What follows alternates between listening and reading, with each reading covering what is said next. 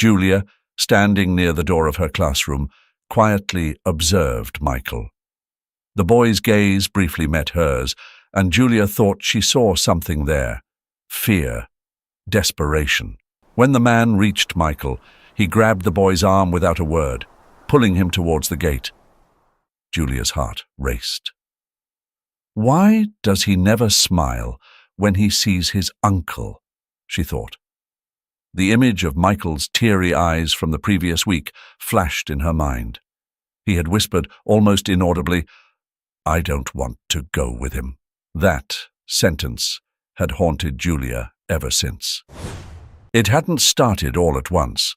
Julia couldn't pinpoint the exact moment when her unease over Michael shifted from a vague discomfort to something deeper, more sinister. But looking back, she realized it had been building for weeks, like a slow fog creeping into her thoughts, clouding her mind with worry. Michael had always been a quiet boy. He wasn't the type to cause trouble, nor did he ever demand attention in class. Yet, his silence had begun to feel heavy, oppressive even. While the other children raced around during recess, shouting and laughing, Michael would sit by himself, sometimes in a corner of the playground, his gaze fixed on the ground, as if he were trying to disappear into it. Julia first thought he might simply be shy, a little slow to warm up to new people or situations. But it wasn't just shyness. There was something more in the way he isolated himself, as though he was purposefully avoiding the joy and freedom other children seemed to take for granted. His clothes were always a little too worn, his shoes scuffed and his shirts wrinkled, as if no one at home paid much attention to how he looked. It wasn't neglect, at least not the overt kind. It was the subtle kind, the kind that lingered in the details, in the small things no one seemed to care enough about to notice. And then there were the drawings. Dark, strange drawings that filled the pages of his notebook, where other children sketched colorful scenes of parks, animals, and stick-figure families. Michael's sketches were full of shadows, abstract shapes, and solitary figures standing under rain-filled clouds. They weren't grotesque, but there was an unmistakable sadness in them, something that tugged at Julia's heart. She remembered the day she offered him a new sketchbook, hoping to see a spark of joy in his eyes. He had accepted it hesitantly, barely managing a whispered "thank you" without ever meeting her gaze. The moment stayed with her, the way his small hand had gripped the sketchbook, as if it were something foreign, a kindness he wasn't accustomed to.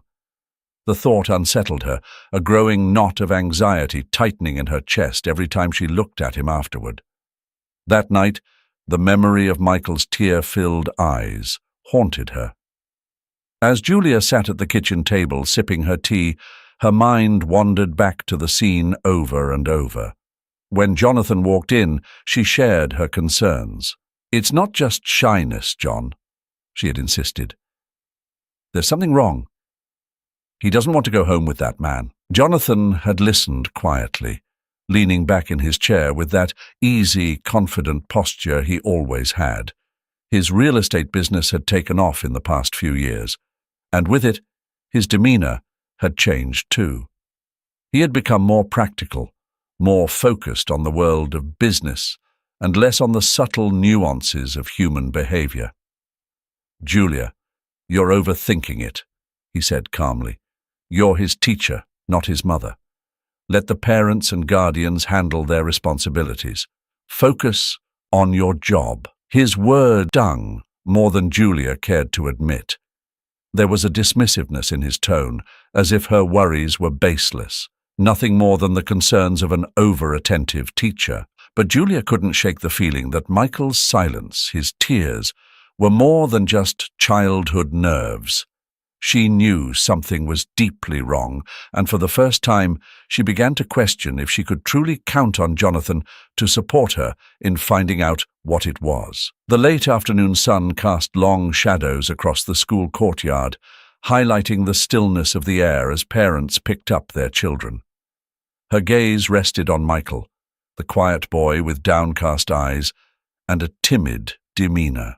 He was standing a little apart from the other children, clutching his backpack tightly, his body language tense and withdrawn. Something about the way he stood there, separated from the usual childhood excitement, made Julia's heart ache. Her eyes shifted to the man approaching Michael.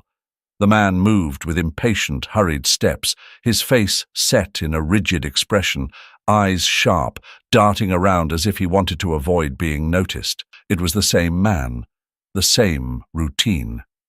Every day he arrived like this, and every day Michael hesitated before following him. Michael didn't resist, but the reluctance in his steps was palpable. As a teacher, she had learned to trust her instincts when it came to children. And this instinct, this gnawing sense that something wasn't right, had only grown stronger with each passing day. She knew Michael wasn't like the other children. He rarely spoke, didn't join in on games, and there was always a distant look in his eyes, as though his thoughts were somewhere far away, in a place too dark for a child his age. The next morning, Julia approached Michael during recess. He sat alone on the far edge of the playground, scribbling something in his worn-out notebook, his eyes focused on the ground. Julia crouched beside him, her voice soft, careful not to startle him. "Michael, how are you today?" she asked, hoping to start a conversation. Michael glanced up briefly, then returned to his drawing. "I'm fine," he mumbled, barely audible. Julia wasn't convinced. She pressed on, trying to sound casual. "How's everything at home? Are you happy with your uncle?" There was a pause, a long, heavy pause. Michael's pencil slowed, his hand hesitated over the page. Without looking up, he whispered, "I don't know." Those 3 words sent chills down Julia's spine. It was evasive, yet it spoke volumes. Michael's refusal to open up only deepened her concern. There was something he wasn't saying, and Julia could feel the weight of it pressing down on him. That evening, Julia stayed late at school, poring over student records. Michael's file wasn't thick. He had joined the school a few months ago, just after his parents had died in a tragic accident. But what caught her attention was the absence of a legal guardian. The man who came to pick him up wasn't listed anywhere in the school's documentation. No paperwork, no formal adoption, no legal responsibility. Just a blank space where there should have been a name. The hairs on the back of Julia's neck stood up. She knew there was more to this than met the eye. The next day, Julia made a decision. She couldn't let this rest, not with the growing sense of dread tightening in her chest. After school, when the man came again to pick up Michael, Julia followed. She kept her distance, staying several cars behind, her heart pounding in her chest. The car wound through the city streets, away from the busy center and into a quiet, run-down neighborhood she had never been to. The house they stopped at was old, its paint peeling and windows dark. It stood at the end of a street lined with abandoned homes, a place forgotten by time. The man pulled Michael out of the car and led him inside without a word. Julia's breath caught in her throat. Something wasn't right. She sat in her car, hands gripping the steering wheel, eyes fixed on the house. It was too quiet, too eerie. And in that silence, Julia knew this was just the beginning. Something terrible was happening behind those walls, and Michael was trapped in the middle of it. Julia had never been one to act impulsively, but this time her instincts screamed for action. The images of Michael's withdrawn, fearful face haunted her. Every day she saw that hesitation in his eyes as his supposed uncle came to collect him. Julia knew something wasn't right, but every time she voiced her concerns, Jonathan was there, calm and composed, to reassure her that it wasn't time to report it yet. "Julia, you need to be careful," he would say, his voice soft but steady. "We don't have enough proof. Reporting it too soon could jeopardize everything." His words made sense on the surface. Jonathan had always been the practical one, the steady hand that balanced out Julia's more intuitive side. She'd leaned on that strength for years, trusting his judgment in situations where hers felt clouded by emotion. But this time, something about his logic felt off. The more she pressed about Michael, the more Jonathan seemed determined to hold her back. One evening, after another failed attempt to engage Michael in conversation, Julia brought up the idea of going to the police again. They sat at the kitchen table, a quiet tension filling the room. The soft hum of the refrigerator seemed louder than usual, and outside the wind was picking up, rattling the windows. "I can't just stand by and do nothing, Jonathan. Something is very wrong. I've seen the way Michael acts, the way he flinches when that man touches him," Julia said, her hands clenched tightly on the table, knuckles white. Jonathan leaned back in his chair, crossing his arms. "I get it, Julia. I really do. But we can't rush this. You know how delicate these situations are. One wrong move, and the entire investigation falls apart. We need solid proof, more than just gut feelings." Julia's heart sank. She had hoped for his support, but instead he was offering his usual calm reasoning. "But we do have proof," she insisted, voice rising. "I've been documenting everything, his behavior, the way that man handles him, the inconsistencies in his records."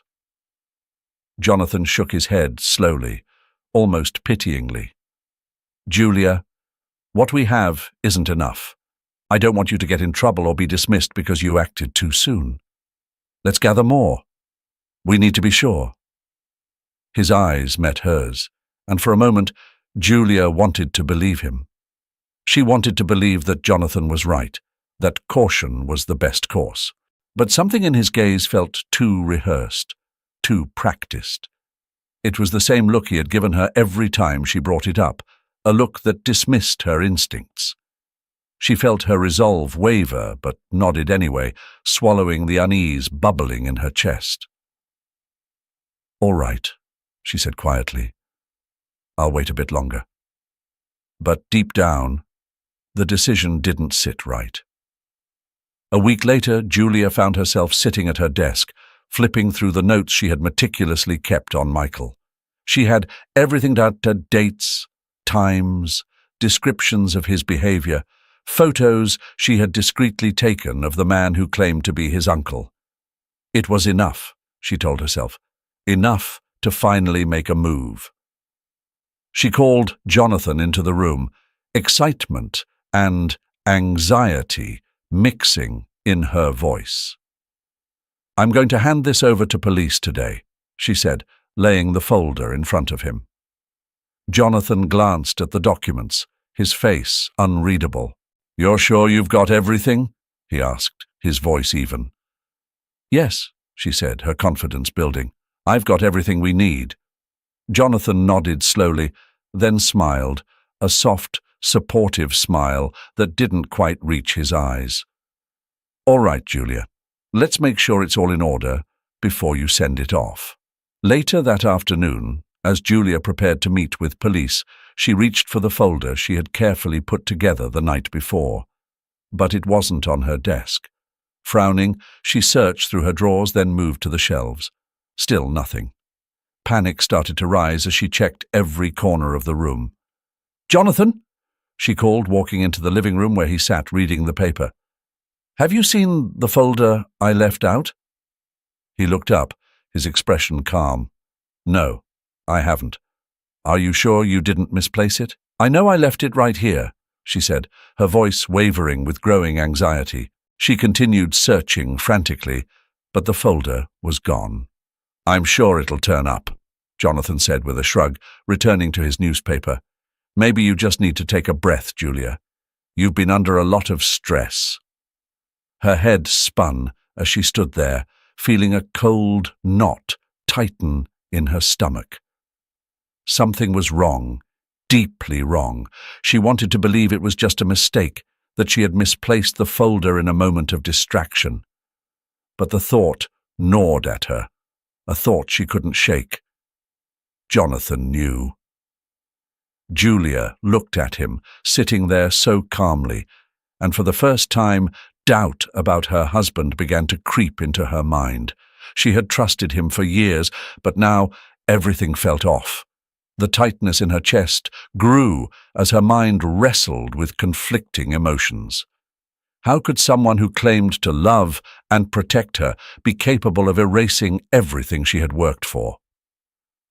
The atmosphere in Julia's home had shifted, almost imperceptibly at first. But over the weeks, as she became more consumed with the mystery surrounding Michael and his unsettling uncle, she couldn't ignore the way Jonathan's behavior began to change.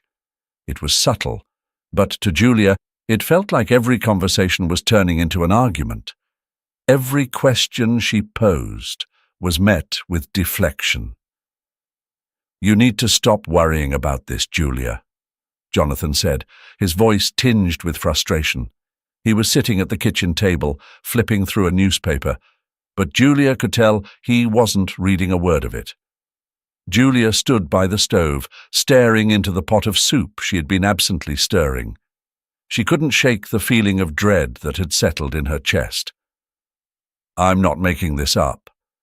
There's something wrong with Michael's situation, I can feel it." Jonathan's sigh was long and heavy, a sound she had heard too many times lately. He folded the newspaper and stood up, crossing the room to stand beside her.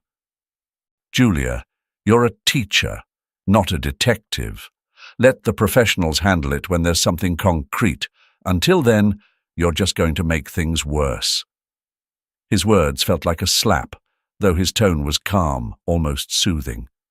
And yet Julia sensed the underlying impatience, the quiet dismissal. It wasn't the first time he had urged her to back down, to stop pushing, but what unsettled her most was the way Jonathan had started interjecting just when she was on the verge of taking real action.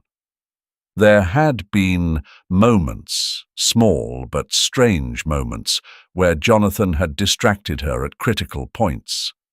When she had nearly decided to call the police after following Michael's uncle, Jonathan had talked her down, convincing her to wait until they had more proof. When she had found Michael's records, incomplete and raising more questions than answers, Jonathan had suggested they let things be, that perhaps it was just a bureaucratic oversight. But what troubled Julia was the frequency of his interruptions, as though he were deliberately preventing her from getting too far ahead. It wasn't just his words. Jonathan's actions had started to raise suspicions in her mind. He would linger a little too long when she was reviewing notes, or mysteriously misplace the few things she had managed to gather about Michael's background. And then there was the night she had taken photos of the house where Michael's uncle had taken him. By morning, the camera was gone, disappeared as if it had never existed. When she asked Jonathan, he shrugged, telling her she must have misplaced it. But Julia knew better. Something was wrong, and her instincts told her it wasn't just about Michael anymore. It was about Jonathan, too. Desperate for clarity, Julia reached out to someone she hadn't spoken to in years, Mike, her cousin, a seasoned detective with years of experience in cases that had crossed into unsettling territories. She didn't know who else to trust. When Mike agreed to help, he listened quietly to her suspicions, his voice calm and measured when he finally spoke. "You did the right thing calling me, Julia. I'll look into it. Just stay low, and don't mention anything to Jonathan yet." Over the following weeks, Mike worked in the shadows, careful to keep Jonathan oblivious to his investigation. He wasn't sure what he would find, but he sensed there was something more beneath the surface. It didn't take long for Mike's hunch to pay off. Jonathan, it seemed, had more than just an ordinary real estate business. As Mike dug into public records, financial statements, and property deals, he discovered inconsistencies, large sums of money moving through various accounts, properties changing hands at suspiciously low prices. Jonathan's company wasn't just flipping homes, it was laundering money, hiding illegal funds behind the facade of real estate. Mike sat back in his office chair, a cold wave washing over him as he stared at the data before him. This was bigger than he had expected. Jonathan wasn't just trying to cover up for Michael's uncle. He was running a much larger operation. But for all his experience, Mike knew he couldn't rush this. The connections between Jonathan's laundering and Michael's situation weren't clear yet, and without solid proof, confronting Jonathan too early could endanger Julia and Michael.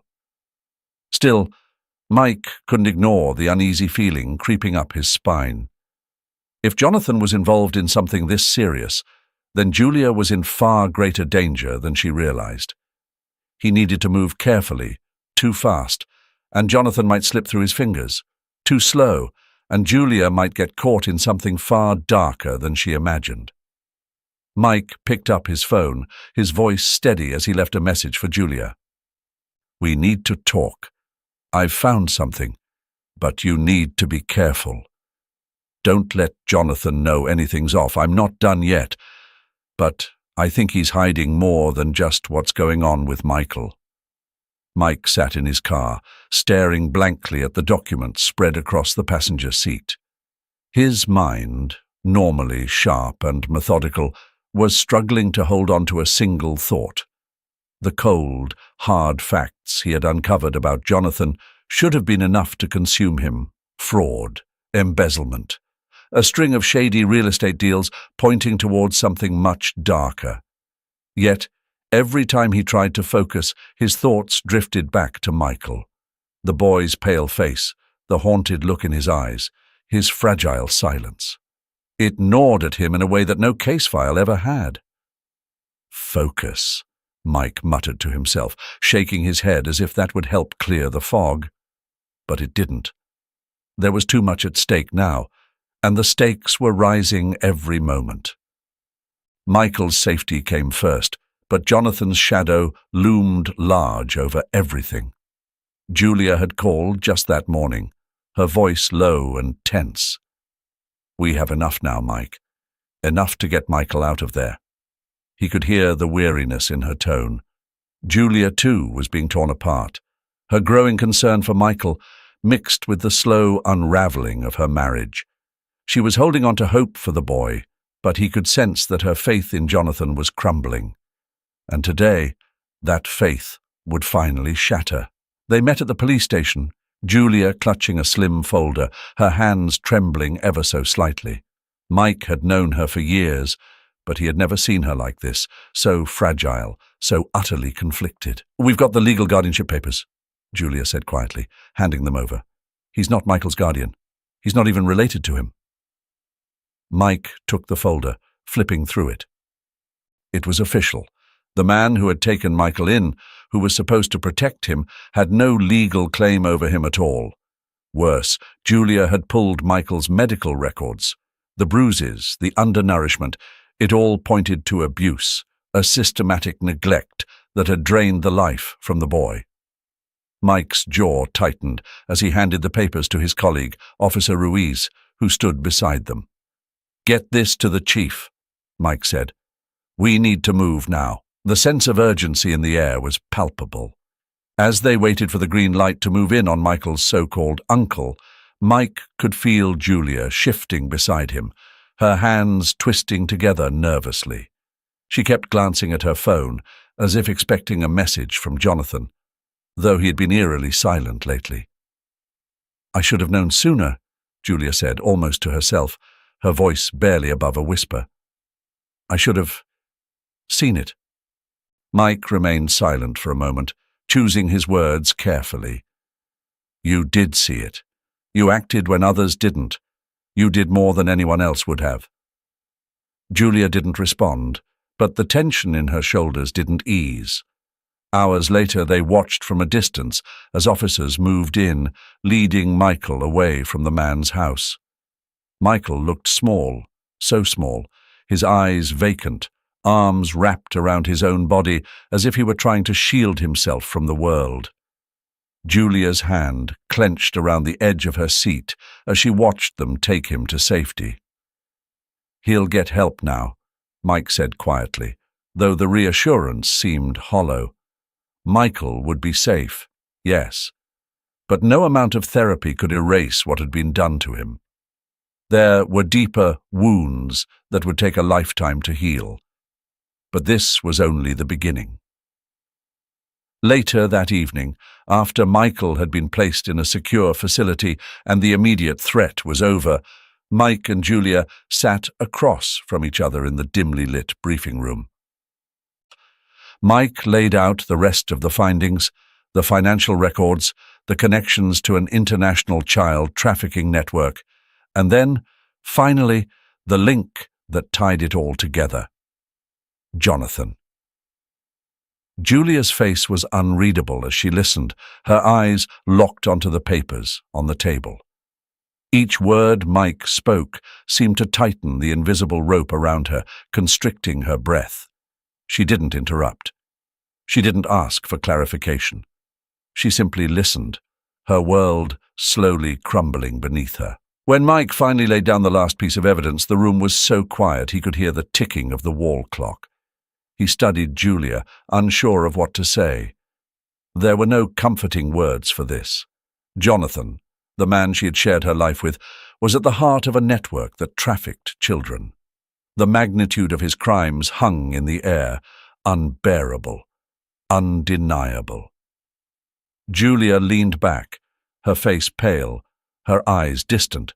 I don't know what to feel," she whispered, her voice cracking at the edges. "How do you reconcile this? The man I thought I knew—" Mike didn't try to answer. There was no reconciling this. No words would ever make this right. He could only watch as Julia wrestled with the realization that she had been living a lie. Her love twisted into a nightmare of betrayal. "I'm going to help you, Julia," Mike said firmly, leaning forward. "But you need to make a decision. Are you ready to see this through, no matter where it leads?" Julia closed her eyes, her breath shaky. There was no easy choice here, no path that wouldn't break something inside her. But she nodded, her voice barely more than a whisper. "I'll do whatever it takes." The house was eerily silent when Julia walked through the door that evening. The familiar creaks of the floor beneath her feet, once a comforting sound, now felt foreign. The air felt heavy, almost suffocating, as if it carried the weight of everything that had been unspoken between them for too long. Jonathan was sitting at the dining table, his back to her, the dim light casting shadows across his figure. He didn't look up when she entered. That in itself was unusual. He always greeted her, always had something to say. But tonight, the silence between them was thick, heavy with the knowledge that Julia now held in her heart. She stood for a moment, watching him. The man she had married, the man she had trusted, now seemed like a stranger sitting in her home. Every detail she'd uncovered, every piece of information Mike had helped her gather, had ripped away the veil of normalcy she once believed in. Julia took a deep breath, her voice steady but firm. "We need to talk." Jonathan's shoulders stiffened slightly, but he didn't turn around. "About what?" His voice was calm, but Julia could hear the undercurrent of tension. "About Michael. About what you've been hiding," she replied, her heart pounding in her chest, but her voice unwavering. Jonathan finally stood up, turning to face her. His expression was unreadable, a mask of calm indifference. "I don't know what you think you've found, Julia, but it's not what you believe." Julia stepped closer, her eyes locking onto his, searching for something, anything, that would make sense of the man standing before her. "I know about the company. I know about the laundering, the real estate deals, and I know you're involved in something much worse than business." Her words hung in the air, sharp and clear. Jonathan's face darkened. He crossed his arms over his chest, his stance hardening. "You don't understand. You're overreacting. It's just business, Julia." "Business?" she repeated, incredulous. "Is that what you call trafficking children? Using your company as a cover for something so vile?" He didn't answer immediately. For a moment, Julia saw something flicker in his eyes, fear, maybe even regret, but it was gone as quickly as it appeared. His mask of composure slipped back into place. "You don't know what you're talking about," he said coldly. "This isn't some crime movie. It's complicated, but it's not what you think." Julia's anger flared, her voice rising despite her efforts to stay calm. "Not what I think. Michael was in danger, Jonathan. He's in danger because of you. Do you even care?" Jonathan slammed his hand on the table, his patience visibly thinning. "Of course I care. I've been trying to protect you from this mess, to keep you out of it." "Protect me?" Julia's voice trembled now with disbelief and rage. "You've been lying to me for years. All of this deception for what? Money? Power? I don't even know who you are anymore." Jonathan's face twisted, his calm facade finally crumbling. "You don't understand the world I'm in. You think it's black and white, but it's not. You think I had a choice?" "You always had a choice," Julia shot back, her voice thick with emotion. "And you chose this. You chose this life. And now you've dragged me into it. You've dragged Michael into it." Jonathan stared at her, the tension between them crackling like static. For a brief moment, Julia thought he might break down, that maybe, just maybe, there was still a trace of the man she once loved hidden beneath the layers of deceit. But then his jaw tightened, and the coldness returned to his eyes. "Do you think your little detective friend can do anything about this? Do you think the police can help you?" He sneered. "You don't even know the half of it." Julia felt a chill run down her spine. There it was, the truth she had been dreading. Jonathan wasn't just involved. He was deep in it, deeper than she had feared. At that moment, Julia heard a knock on the door, sharp and urgent. It was Mike. She hadn't realized how tense she'd been until she saw him standing there, his presence a lifeline in the chaos of her unraveling world. "We're ready," Mike said quietly, his eyes flicking to Jonathan, the tension in the room palpable. Jonathan's gaze darkened as he realized what was happening. "You're making a mistake," he muttered, but the confidence had drained from his voice. His body stiffened as Mike's team moved in behind him. Julia stepped back, her breath shallow, as she watched Jonathan get handcuffed. The man who had once been her husband, the man she thought she knew, now reduced to a criminal being led away by the authorities. The weight of it all pressed down on her, threatening to crush her. She didn't cry. Not yet. But as the door closed behind them, the silence that followed was overwhelming, heavy with the realization that everything she had believed in was now shattered. The rain tapped softly against the window, a steady rhythm that seemed to echo the quiet chaos in Julia's mind. It had been a week since Jonathan's arrest, and the world around her had shifted in ways she never imagined. Her home, once a place of warmth and safety, now felt like an empty shell, cold, hollow, haunted by the weight of betrayal. She sat at the kitchen table, staring at the empty cup in her hands, its warmth long gone. The headlines had painted her as a hero. Teacher uncovers child trafficking ring. Brave educator saves boy from cruel fate. But none of it felt real to Julia. The world saw her as someone who had fought for justice, but inside she was torn apart. The truth of what Jonathan had done still gripped her heart like a vice, making it hard to breathe. The thought of him, the man she had loved, trusted, being behind so much darkness, was unbearable. Every day since the truth had come out, she had found herself retracing the steps of their life together, searching for signs she might have missed. How could she not have seen it? The moments of silence between them, the vague business trips, the secretive phone calls, were they all part of his elaborate web of lies? Jonathan had been there, by her side, through every struggle, every joy. And yet, beneath it all, he had been a stranger. A man involved in the very horrors she had spent her life protecting children from. The irony was suffocating. Julia's fingers tightened around the cup, and she felt the sting of tears she hadn't allowed herself to shed. She couldn't afford to break down. Not now.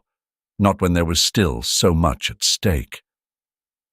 The knock on the door broke the silence. Julia blinked, setting the cup down with a soft clink.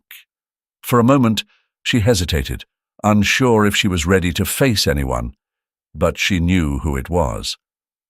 Mike stood at the door, his coat damp from the rain, a solemn look in his eyes. He had been her steady presence throughout the past week, always there when the weight of everything threatened to overwhelm her. Julia opened the door wider, stepping aside to let him in. "How are you holding up?" Mike asked gently, his voice calm but filled with concern. Julia shrugged, forcing a small smile that didn't quite reach her eyes. "I'm managing." Mike gave her a nod, but the tension in the room was palpable. He knew, better than anyone, what she was going through. He had seen the worst of it, the arrest, the fallout, the shattered life she was now piecing back together. "You don't have to be strong all the time, Julia," he said, his gaze steady as he spoke. "It's okay to feel this, to grieve." Julia looked away, the knot in her chest tightening. "It's not just grief," she said quietly. "It's guilt. How could I have been so blind? I shared my life with him. I trusted him." "You didn't know," Mike replied firmly, taking a step closer. "You couldn't have known. People like him, they hide who they are. They deceive everyone around them. It's not your fault." Julia bit her lip, her eyes finally meeting his. She wanted to believe him, to let go of the crushing guilt that had settled deep in her bones. But the truth was, the wounds Jonathan had left would take much longer to heal. Mike sat down across from her, pulling out a small folder from his coat. "I'm still working on the rest of the case," he said, changing the subject slightly, giving her space. "There's more to uncover, more people involved, but we'll get them. Every last one." Julia nodded, appreciating the shift in focus. The investigation wasn't over yet, and despite everything, she still had a role to play. She had helped bring down Jonathan's network, but there were others out there, others like him. And that thought gave her purpose, something she desperately needed right now. "You've been incredible through all of this," Mike added after a moment, his tone softer now. "You've done more than anyone could have asked." Julia shook her head, a bitter smile forming on her lips. "I'm not a hero, Mike. I did what I had to do." But even as she said it, Julia knew the truth was more complicated. She wasn't the person the media made her out to be, but she had fought for Michael, for the other children still trapped in the nightmare Jonathan had created. And maybe that was enough for now. Mike stood up, placing the folder on the table. "If you ever need anything, I'm just a call away." Julia watched him leave, the rain still tapping against the window. The pain of Jonathan's betrayal would never fully fade, she knew that. But in the midst of it all, there was a flicker of something else. A quiet resolve. The world had changed. Her life had been turned upside down, but one thing remained. The fight wasn't over, and Julia wasn't done yet. The room where Michael now stayed was small but filled with light. The curtains, soft beige, swayed gently by the window, catching the breeze from outside. It was quiet here, peaceful in a way that felt far removed from the darkness that had once surrounded his life. The home, nestled in a quiet neighborhood, had become a safe haven for him, offering the comfort he had long been deprived of. For the first time in what seemed like forever, Michael could breathe without fear. Julia visited regularly, always careful not to overwhelm him. She had learned that trust, once broken, took time to rebuild, especially for someone like Michael, whose world had been shattered in so many ways. Each visit was small, deliberate, meant to nurture, not rush. She would sit by his side, sometimes speaking, sometimes just letting the silence do the work. And little by little, she could see the changes.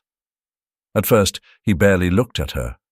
His eyes stayed fixed on the floor, on his hands, anywhere but her face.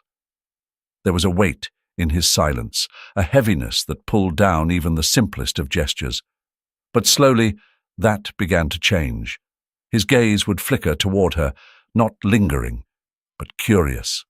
His hands, once clenched into tight fists, now rested a little looser in his lap. It was the small things Julia noticed, subtle, almost imperceptible shifts that spoke volumes.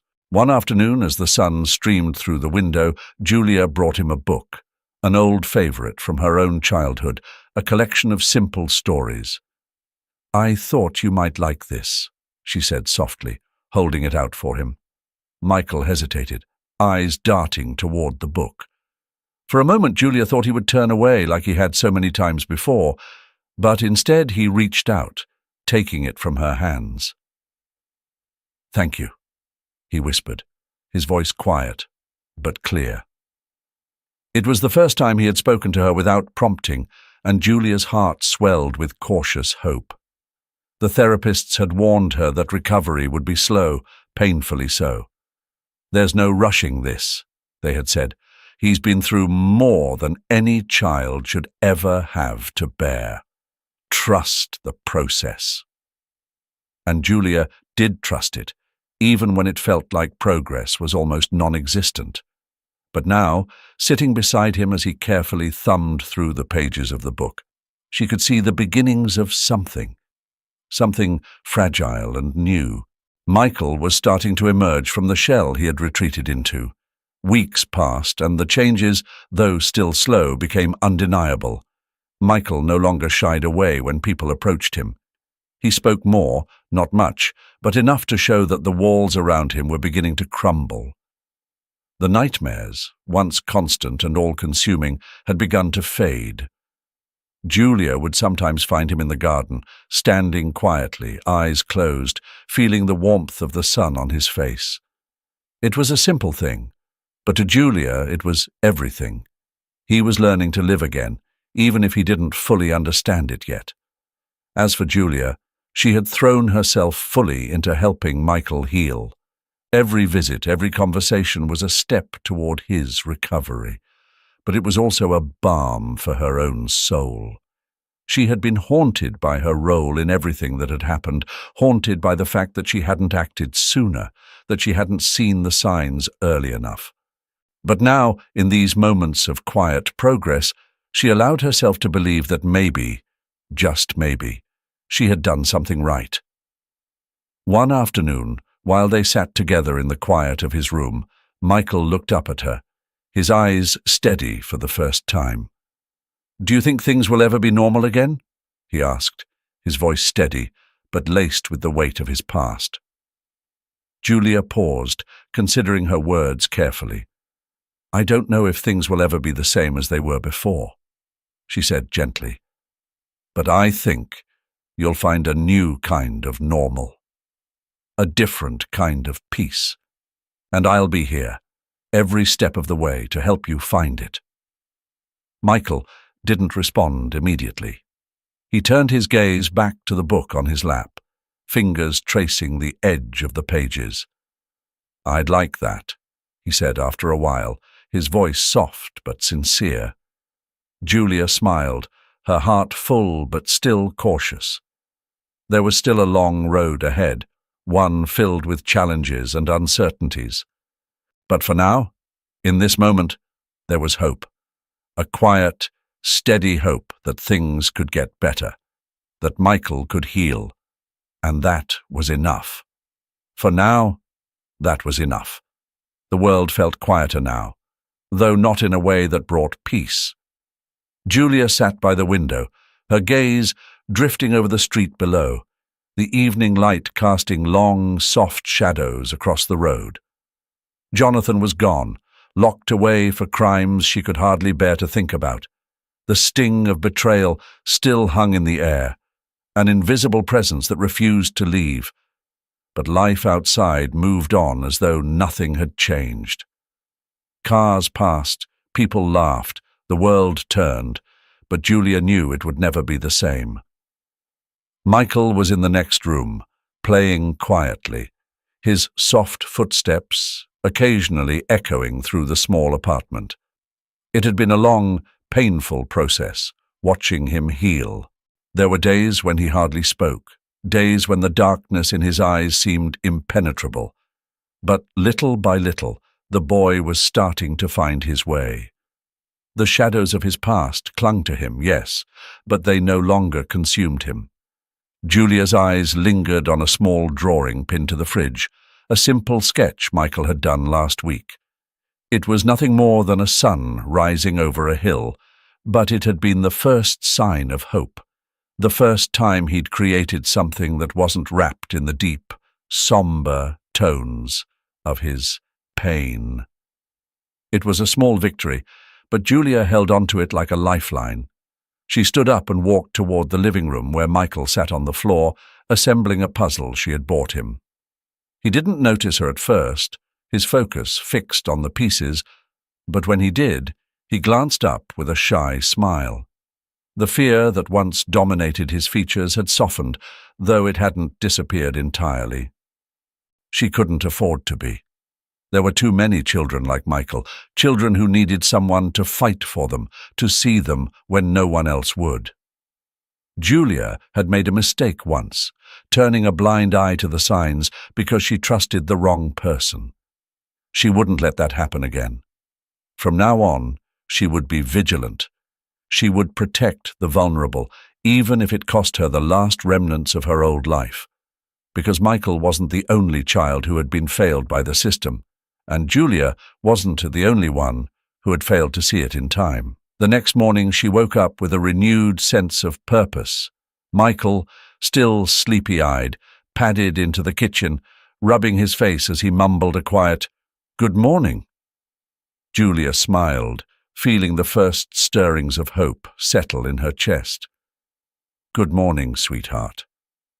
As they sat together, eating breakfast in the quiet calm of their small home, Julia knew the road ahead would be long, fraught with challenges neither of them could foresee.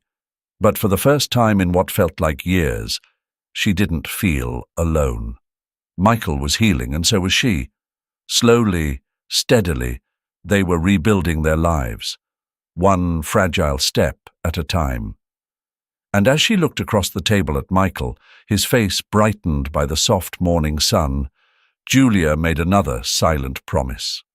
She would never again turn her back on the signs of suffering. No matter how hard it became, she would fight for those who couldn't fight for themselves. Because that was what mattered now. That was what gave her life meaning again. Thank you all for staying until the end of Julia and Michael's story. This is a story about hope, healing, and courage, not just Julia's, but for all of us who dare to stand up against injustice and protect the vulnerable. If there's one thing this story leaves you with, it's this message. Sometimes the greatest strength doesn't come from winning everything, but from standing up after every fall and never giving up on doing what's right.